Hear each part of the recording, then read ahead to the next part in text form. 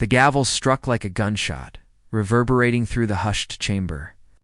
Every head turned toward Judge Beryl Howell, her eyes narrowed, her tone icy as she declared that sanctions against Representative Jasmine Crockett were on the table. For a split second, the air itself seemed to tighten, pulling every gasp, every whispered murmur into a suffocating silence. Asterisk. This was no ordinary proceeding. The walls of the courtroom seemed to carry the weight of history, lined with portraits of men who had once wielded unchecked power, watching as another moment of power play unfolded. At the center of it all stood Crockett, composed yet unflinching, her very presence a defiance of the intimidation pressing down on her. She didn't speak. Not yet. But her silence spoke louder than the judge's declaration. Asterisk spectators shifted in their seats. Some clutched their phones, already imagining the headlines. A sitting congresswoman under threat of sanction, her voice being cornered by the very institution meant to uphold justice. The sharp crack of Howell's words cut deeper than the gavel itself. This court will not tolerate misconduct, she intoned, as though every syllable were an indictment not just of Crockett, but of what she represented, a voice too bold to unapologetically herself, too unwilling to bow. Asterisk, the drama was palpable, almost cinematic in its tension. Crockett, the daughter of struggle and grit, facing a judge draped in the robes of authority, the symbolic weight of the system stacked against her.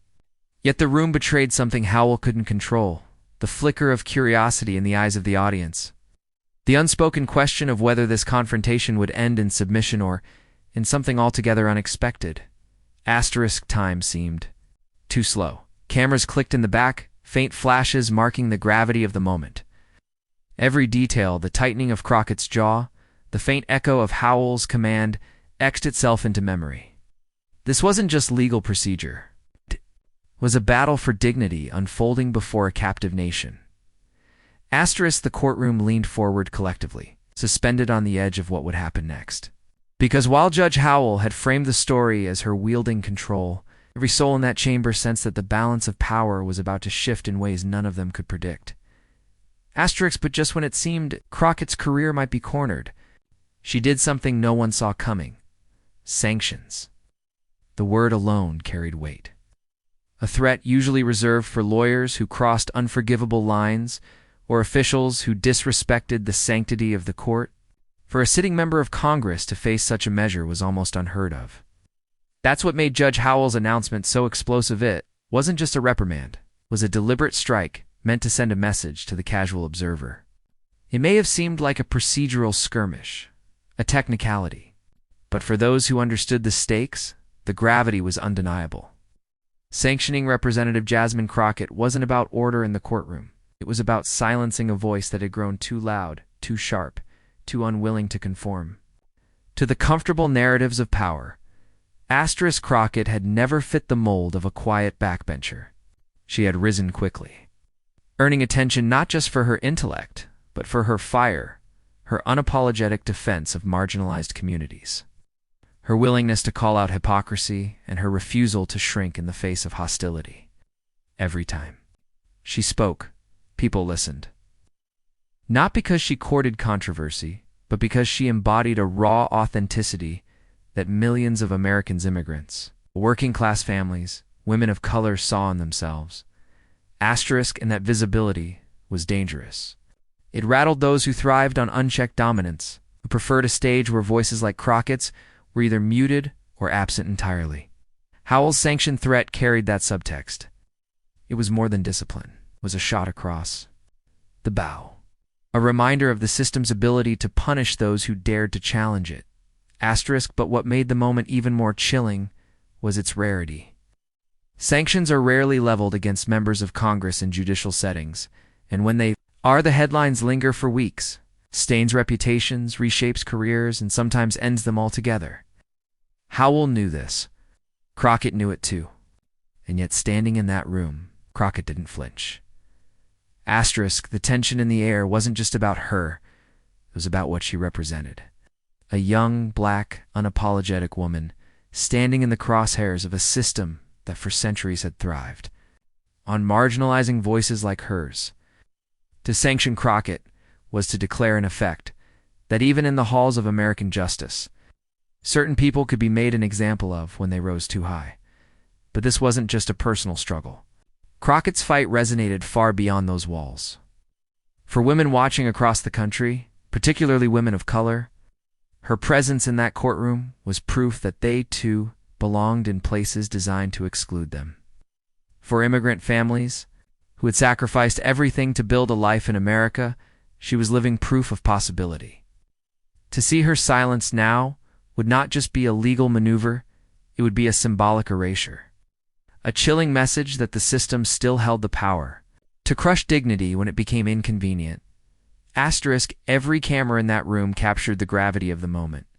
Every journalist scribbled furiously, knowing the story wasn't just about Crockett versus Howell, it was about America versus its own contradictions. The stakes were nothing less than the credibility of democracy itself. Could it withstand voices like Crockett's, or would it punish them into silence? Asterisk, and as the courtroom braced for Crockett's response, the pressure became unbearable. To understand the ferocity of that gavel strike, one must first understand the woman wielding it. Judge Beryl Howell had long cultivated a reputation as a figure of unbending authority. From her earliest days on the bench, she made it clear that, in her courtroom, order was not a request, it was an edict. Colleagues and clerks alike described her as sharp, decisive, and intolerant of what she called nonsense. To admirers, that meant discipline. To critics, it meant arrogance, asterisk her. Rise had been swift and calculated. Howell knew how to navigate the corridors of Washington power, positioning herself as a trusted arbiter of the establishment. She was sharp enough to wield the law like a blade, and confident enough to brandish it without hesitation. Over time, her courtroom became less a forum of open debate and more a stage where she alone dictated the script. Attorneys whispered of her temper, her impatience with challenges, and her tendency to crush dissent before it could gain momentum. There were moments that revealed the steel of her personality cases, where Howell seemed to relish pressing her authority to the very edge. Journalists had chronicled her with fascination, a judge whose rulings often carried the weight of finality, as though carved in stone. Yet beneath the robe, her critics argued, was a person too enamored with her own power. They pointed to instances where she brushed aside defense arguments with little more than a smirk, where she used procedural technicalities like snares to trap those bold enough to resist her. Asterisk. And it wasn't just the lawyers who felt her sting. Witnesses, clerks, even junior attorneys many, spoke of the way Howell's glare alone could silence a room. "You don't cross her," one seasoned litigator once muttered outside her chambers, "lest you want to watch your case die on the spot." That was her reputation, iron-fisted, imperious, and always ready to remind everyone that she was the final word. Asterisk, so, when she looked across the bench at Jasmine Crockett, the pattern was clear. This was Howell at her most familiar, wielding the law as a weapon of intimidation. The sanctioned threat was no spontaneous decision. It was a performance of dominance, a warning shot designed to rattle Crockett, to remind her that even a rising congresswoman was small in comparison to the bench's authority. Asterisk, but here was the flaw in Howell's approach. For years, her courtroom had been populated by attorneys eager to curry favor, by defendants desperate to appease. Rarely had she encountered someone who did not shrink in the face of her authority. Rarely had she faced an adversary who could stand tall in the shadow of her gavel. Howell's arrogance blinded her to the possibility that Crockett was different, that she wasn't just another name to intimidate into compliance, but a figure forged in resilience. Tested by fire long before stepping foot in that chamber, asterisk, and yet Howell pressed forward, her confidence unshaken. To her, the courtroom was hers alone to control. She leaned on the majesty of her robe, the echo of her voice, the centuries of precedent that cloaked her power. Every motion, every glare, every sharpened phrase carried with it the weight of someone who believed her authority was beyond challenge. Asterisk, it was a belief that had worked for her before.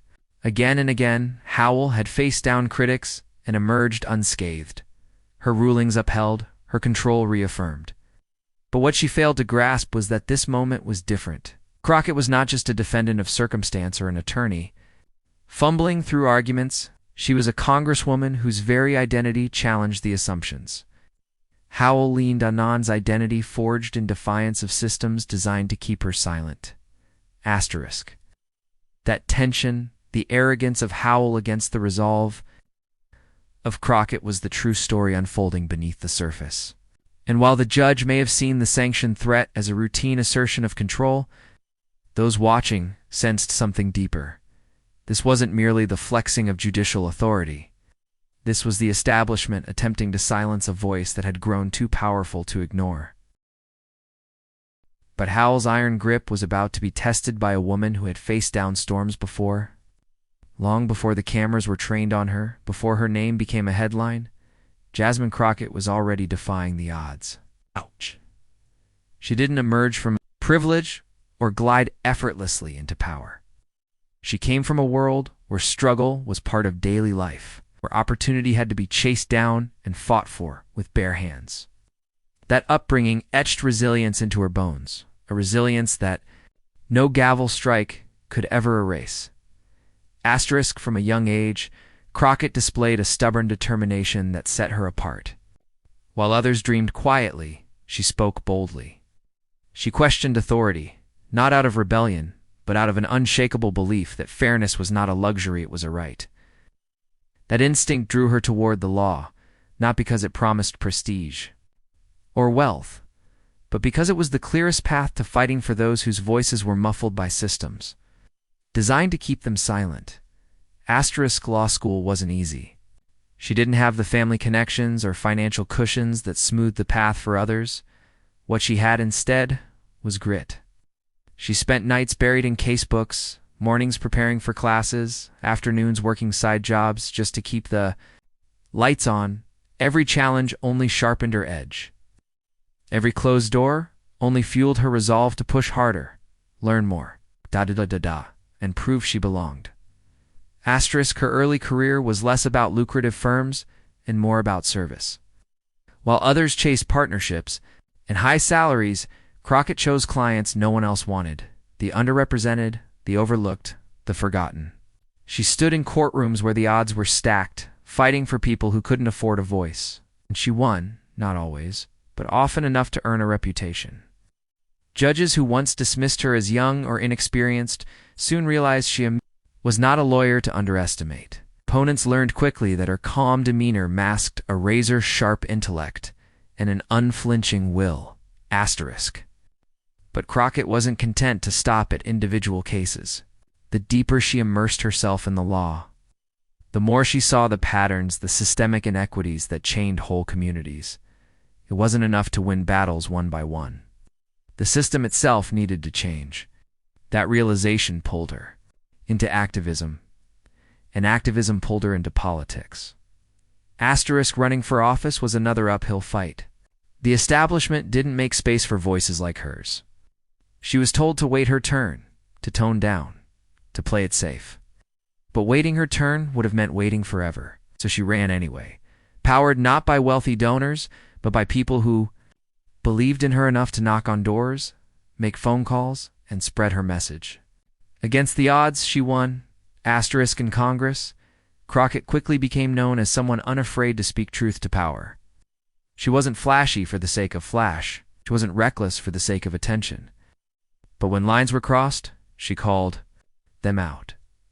When hypocrisy surfaced, she named it. And when the powerful tried to steamroll the vulnerable, she stood in their way. Every time she rose to speak, she carried with her the weight of the communities she represented, the working mothers, immigrant families, the young people wondering if their country truly had a place for them. Asterisk, her sharp legal mind made her formidable in hearings and debates. While others raised their voices, Crockett used precision. She had the ability to strip an argument down to its core, exposing contradictions with a single sentence. It was this blend of calm composure, in piercing clarity, that unsettled her opponents most. They could shout, they could sneer, but Crockett rarely flinched. Her steadiness was its own form of power, a mirror that reflected the insecurity of those trying to diminish her. Asterisk. And that composure wasn't manufactured, was lived experience. Crockett had weathered storms before, the dismissals, the underestimations, the outright hostility. She had survived the crushing weight of systemic bias and the personal sacrifices demanded of anyone daring to challenge it. Each trial had left her stronger. Each obstacle had taught her endurance. So when Judge Howell leveled her threat of sanction, Crockett didn't wilt. She didn't lash out. She didn't scramble for cover. Instead, she did what she had always done. She steadied herself, leaned on the resilience forged long before that moment, and prepared to meet power with dignity. To the casual eye, she looked almost serene, but beneath that calm was steel, born from years of carrying not just her own battles, but the hopes of countless others. Asterisk for Crockett, this wasn't just about her name or her career. It was about principle. It was about showing that no amount of intimidation, no gavel or robe, could silence the truth she carried. That was her armor, her inheritance, and her promise to those who looked up to her. Asterisk in that calm steel within her. It was about to turn the entire courtroom on its head. The silence following. Judge Howell's declaration stretched across the chamber like a taut wire threatening to snap at any moment. Every eye flicked between the bench and the defendant's table, waiting for the next strike. Howell leaned forward, her voice cutting through the air with clinical sharpness.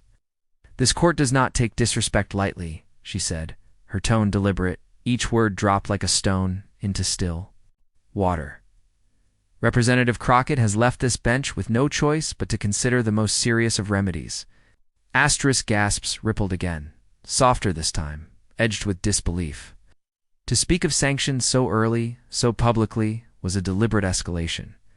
Howell wasn't just addressing Crockett, she was addressing the world beyond the walls of the courtroom. Making her intent unmistakable was the language of authority wielded to corner, to intimidate, to draw a line in the sand. Asterisk, but Crockett didn't flinch.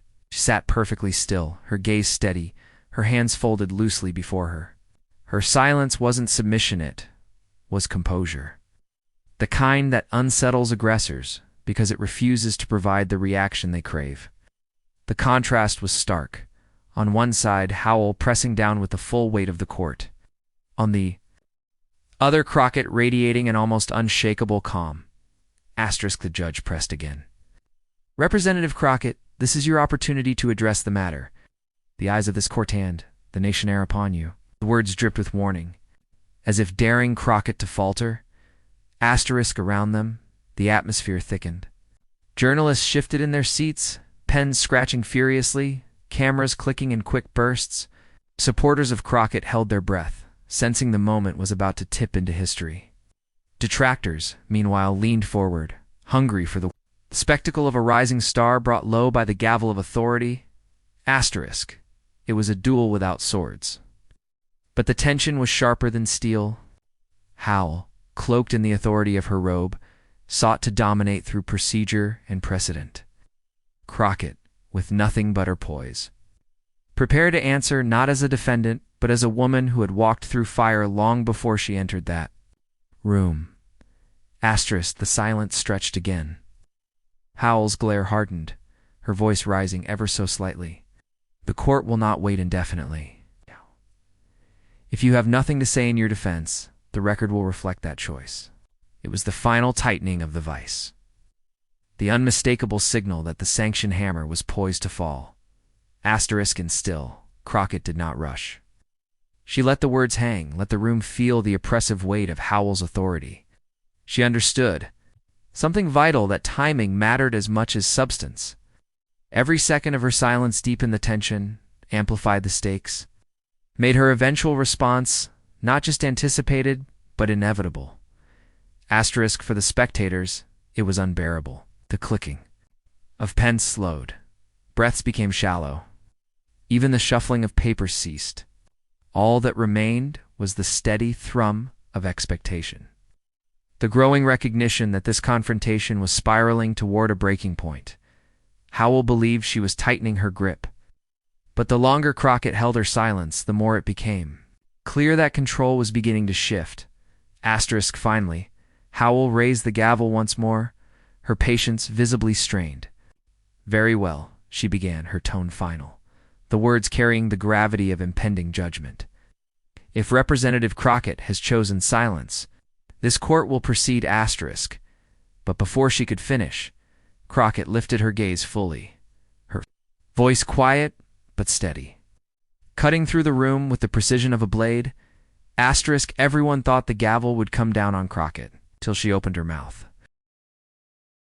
Her voice broke the silence like a bell in a cathedral, clear, calm, and commanding all at once. With respect, Your Honor, Jasmine Crockett began. Sanctions are not a weapon to be brandished when someone in this chamber dares to speak. Uncomfortable truths. Asterisk, the words landed with surgical precision, and a low murmur rippled through the courtroom. Reporters' pens started moving again, cameras tilted forward, and even the gallery, until now frozen and suspense, shifted in unison. Howell's eyes narrowed. She had expected pleading, perhaps deflection. Instead, she was met with a deliberate challenge delivered with a poise that belied the weight pressing down on Crockett's shoulders.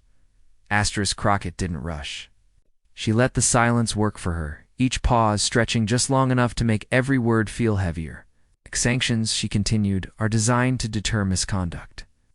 But I stand here not accused of breaking laws, not accused of obstructing justice, but of speaking in defense of those who have none. If that is misconduct, then perhaps the record of this court should reflect a deeper problem than my presence. Asterisk, gasps scattered through the room. Howell shifted slightly, her grip tightening on the gavel. The air was shifting, and she knew it. Asterisk, Crockett pressed forward, her voice growing stronger, though never raised. The law is not meant to be the armor of the powerful. It is meant to be the refuge of the vulnerable. I learned that long before I ever sat in Congress, long before I ever took an oath to defend the Constitution. And I will not, under threat of sanction or under the shadow of this bench, abandon that principle. Asterisk, the statement sliced through the chamber. What had begun as a defense was quickly becoming an indictment, not of Crockett, but of Howell's heavy dash-handedness. Asterisk, Crockett pivoted, drawing on her legal background with practiced precision. If Your Honor wishes to cite precedent, let us cite it honestly. In Chambers v. Nasco, the Supreme Court held that sanctions were a remedy of last resort, not a cudgel for silencing argument. In Roadway Express v. Piper, the court reminded us that even in moments of frustration, judicial authority must never be twisted into personal punishment. These rulings were clear.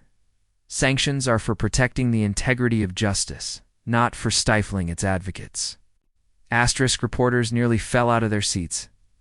A sitting congresswoman had just lectured a federal judge on precedent, and she had done it with flawless recall. Howell's face betrayed the faintest flicker, a tightening at the corner of her mouth, a rare sign that the robe's armor had been pierced. Asterisk, Crockett leaned in ever so slightly, her voice steady. I came into this courtroom with nothing more than my words. I leave here with nothing but my integrity. If that is sanctionable, then I accept the penalty. But know this, history will not record the gavel you wield today. It will record the truth you tried to bury and the voice you tried to silence. Asterisk, a collective gasp filled the chamber. It was the kind of line that didn't just echo in the room, but promised to echo across headlines, feeds, and conversations far beyond. In the corner, a young reporter's hand trembled as she typed, knowing she was capturing the sentence that would become the night's viral headline. Asterisk, Crockett wasn't finished. She turned, ever so briefly, toward the spectators. I am the daughter of struggle, she said softly. I am the product of communities that believed in justice, even when it never believed in them. And I will not betray that inheritance. Not here, not anywhere. Asterisk, the courtroom was no longer just a courtroom. It was a stage, and Crockett had seized it with a force that Howell could not contain. The judge's gavel hung suspended, suddenly inert, as though even it hesitated to challenge the gravity of what had just been spoken. Asterisk for Howell. This was supposed to be a demonstration of power. But in the space of a few sentences, Crockett had turned it into something else, entirely a demonstration of resilience. A reminder that authority can command obedience, but dignity can command history. Asterisk, the murmurs in the gallery swelled into a low hum of awe. Some clutched their chests. Others shook their heads in disbelief. And for the first time, Howell looked less like the master of the chamber and more like a figure caught in the crossfire of her own overreach. Asterisk, Crockett closed with a final, devastating calm. Do what you must, Your Honor. But understand sanctions cannot erase the truth. They cannot silence those who have already endured worse than this. And they cannot strip away the dignity of standing firm when every instinct tells you to kneel. That is what justice demands. That is what this country deserves. Asterisk, the room erupted, not in applause, for protocol forbade it, but in energy and silent agreement so loud it was deafening. Even Howell's stern command of order could not mask the shift that had just occurred. The balance of power had tilted, and everyone knew it. Asterisk, and when the final word left her lips, the ripple effect didn't stop at that courtroom. The moment Crockett's final words fell into the silence, the air in the courtroom felt electrified. Reporters scrambled to file their first dispatches, their fingers flying across keyboards as though racing against history itself. Cameramen whispered to one another, replaying footage on their tiny screens, realizing they had just captured something that would ricochet far beyond those four walls. What had begun as a sanctioned hearing was now a national spectacle in Jasmine. Crockett was at the very center of it. Asterisk, by the time Crockett stepped out of the courthouse, the digital storm had already begun. A shaky clip, filmed by someone in the gallery, hit Twitter within minutes. In the grainy footage, Crockett's words rang out. History will not record the gavel you wield today. It will record the truth you tried to bury. That single line spread like wildfire. Within an hour, it was clipped, subtitled, Me My Feed, and shared across platforms. By noon, hashtags like hashtag CrockettVs, Howell, hashtag Dignity Over Power, and hashtag Sanction This were trending. Asterisk's allies rushed to her defense. Members of Congress issued statements praising her composure. Civil rights leaders called her speech a lesson in courage. Grassroots organizations blasted fundraising emails highlighting her showdown with Howell, urging supporters to stand with Jasmine. Each message carried the same undercurrent. This was bigger than Crockett was a clash between ordinary dignity and entrenched arrogance. Asterisk opponents, meanwhile, scrambled to spin. Some painted Crockett as disrespectful, others accused her of grandstanding. But their words were drowned out by the sheer volume of support flooding social media. Millions had already seen the video, and the reactions were visceral. Young women posted clips of themselves repeating her lines, calling her an inspiration.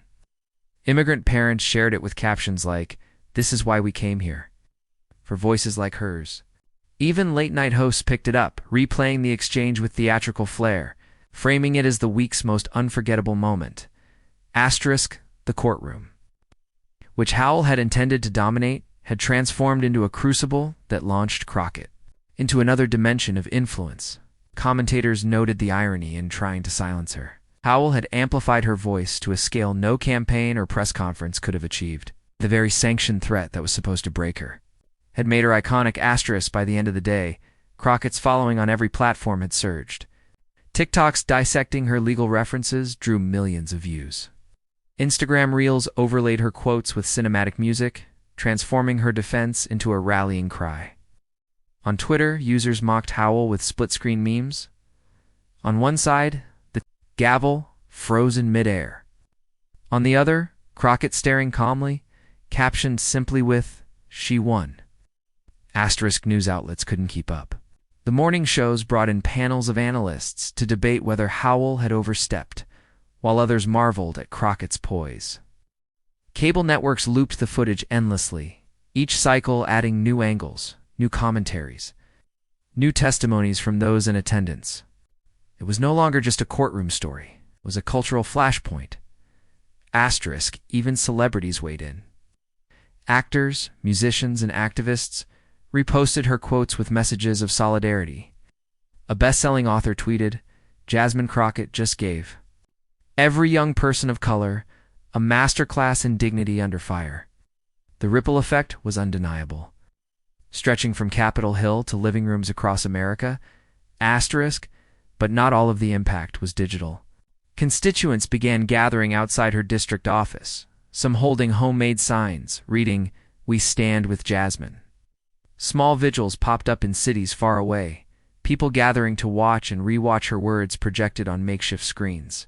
For many, it felt less like a political moment and more like a collective affirmation that their struggles, sacrifices, had found a defender unafraid to stare down the machinery of power. Asterisk, and yet, even in the flood of praise and hashtags, something deeper was stirring. The moment wasn't just viral, it was visceral. It had cracked open a conversation about who truly holds power in America, and what happens when the establishment tries to wield authority against authenticity. Asterisk, but beneath all the noise online, there was something deeper happening. When the storm of cameras dimmed and the fever of hashtags began to settle, what remained was not just a viral clip or a trending slogan. What remained was the resonance of a truth spoken plainly in the face of intimidation. Jasmine Crockett had done more than defend herself in a courtroom. She had reframed the very meaning of the confrontation. Asterisk. She did not speak as one woman under siege. She spoke as the echo of every person who has ever been told to sit down, to stay quiet, to know their place. Judge Howell had the gavel, the robe, the institutional weight of authority. Crockett had something stronger. A calm insistence that dignity is not granted from above, is claimed, owned, and carried by those who refuse to bow. Asterisk that, in the end, was the moral that rippled outward. The sanctioned threat was never just about parliamentary procedure or legal minutia. It was about whether voices born of struggle, voices carrying the scars of exclusion and the fire of hope, would be silenced. Crockett turned that question inside out. By standing firm, she made the sanction itself irrelevant. What mattered was her refusal to be intimidated, her choice to answer arrogance not with fear, but with clarity. Asterisk, in that moment, the lesson became universal. Truth does not need to shout. It does not need the hammer of a gavel. It does not rely on ceremony or costume. Truth endures precisely because it does not bend to intimidation. Dignity outlives arrogance. In history, time and again, sides not with those who wield temporary power, but with those who speak unflinching truth. Asterisk for immigrants who watched her and saw the reflection of their own uphill battles. Crockett's stand said, "Your story belongs." Here for women who have been dismissed in boardrooms and classrooms, it said, "Your voice carries weight even when they try to cut you down." For young people just beginning to believe in democracy, it said, "This is how resilience looks. This is how courage sounds." Asterisk, the moment transcended politics. It became a parable about what democracy requires, not compliance, but conscience, not silence, but speech, not fear, but faith that the truth once spoken cannot be erased. Crockett reminded her audience, both in the room and across the nation, that democracy is not a gift handed down by judges or lawmakers. It is a muscle that grows stronger each time someone refuses to be bullied into silence. Asterisk. That was why her words lingered long after the cameras packed up. Because they were not just her words, they belonged to everyone who had ever been told they didn't belong. They were a mirror held up to America's contradictions, and a promise that those contradictions could be confronted not by shouting louder, but by standing taller. Asterisk, in the end. Howell's gavel strike will fade into obscurity, just another entry in the cold transcript of a courtroom. But Crockett's defiance come poised. Yielding will live on as testimony to a deeper truth. You cannot sanction dignity, cannot silence resilience, and you cannot bury the courage of a people determined to be heard. Asterisk, and that's why. This moment will be remembered not just for what was said, but for what it meant. Judge Beryl Howell attempted to sanction Jasmine Crockett. She brought the full weight of her authority down, hoping to corner in silence. But instead of cowering, Crockett's next move stunned the courtroom, stunned the press, and stunned the nation. The gavel came down, but dignity stood taller, arrogance lost. Courage won. Asterisk, this wasn't just a clash between a judge and a congresswoman. It was a symbol of something larger, of how establishment power often tries to put down new voices, and of how those voices, when rooted in truth, refuse to be erased. Crockett showed that you don't have to match arrogance with arrogance. You don't have to scream to be heard. Sometimes the most powerful strike is calm conviction, delivered with unshakable clarity. Asterisk, and that's why this story matters to all of us. Because sooner or later, each of us faces a moment where someone tries to silence us, to diminish us, to make us question our worth. Jasmine Crockett's stand in that courtroom is a reminder that the answer is not submission. The answer is to stand firm, speak clearly, let truth carry further than intimidation ever can. Asterisk, if this moment resonated with you, if it reminded you of why dignity must always triumph over arrogance, then share this story. Let it be more than a headline. Let it be a movement. Subscribe to this channel, add your voice to this community, and stand with us in amplifying the values of justice, resilience, and unity. Asterisk, because the battle isn't over. The cameras will move on, but the lesson remains. And together, we can make sure it's never forgotten. Stand tall, speak with courage. Remember, dignity always wins.